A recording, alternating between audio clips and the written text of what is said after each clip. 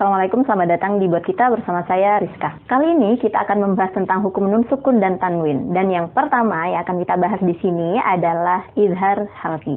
So, stay tuned. Tapi sebelum itu, bagi Anda yang masih belum subscribe dulu ya, karena insya Allah akan ada lebih banyak lagi video tentang tahsin Al-Quran di channel ini. Anyway, izhar halqi. Izhar sendiri itu artinya adalah jelas.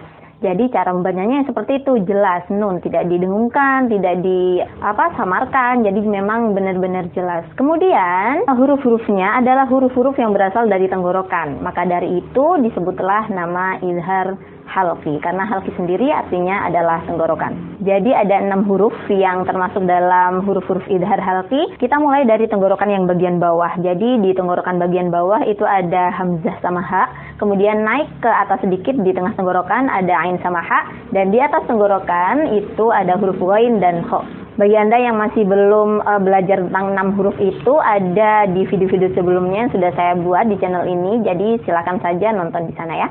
Oke, langsung aja ke contohnya. Man amana. Man amana. Jadi cara membacanya seperti itu tadi, jelas, langsung nabrak ke nun gitu ya, tidak disamarkan, tidak didengungkan. Tapi meskipun ini simple, tetap aja masih ada yang salah dalam mengucapkannya. Jadi kita akan membahas satu persatu kesalahan-kesalahan yang terjadi pada pengucapan izhar halqi. Kesalahan yang pertama, cara membacanya dihentakkan. Contohnya adalah man amana. Man amana.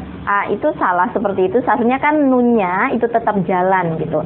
Jadi kalau kita dihentakkan seperti itu kita kayak yang merampas haknya nun gitu. Dan biasanya hal ini terjadi itu ketika kita baca Al-Quran kemudian nyuri-nyuri nafas tuh. Jadi contohnya kayak gini. Man amana.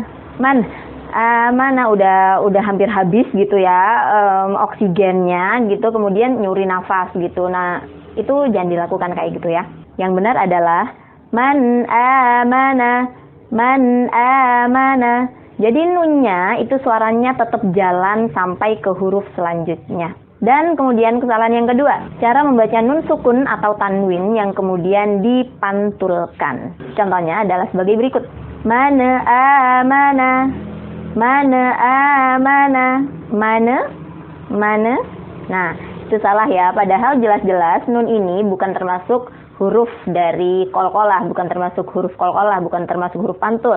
Jadi mohon untuk tidak melakukannya, karena pasti itu adalah salah satu kesalahan ya. Dan untuk menyetop kebiasaan ini itu tidak semudah membalikan telapak tangan gitu loh, karena ya kalau memang sudah menjadi kebiasaan gitu ya sejak lama, kemudian mau merubahnya itu luar biasa susah. Tapi kalau ada usaha, pasti bisa. Hal itu terjadi ketika lidah kita itu tidak stay di tempatnya. Seharusnya stay dulu nih, jangan dilepas dulu sebelum bacaan itu selesai gitu. Jadi bacanya pelan-pelan aja sampai nanti bisa konsisten, nggak dikolkolakan lagi, nggak dipantulkan lagi nunnya. Oke, saya akan memberikan contoh-contoh yang lebih banyak lagi.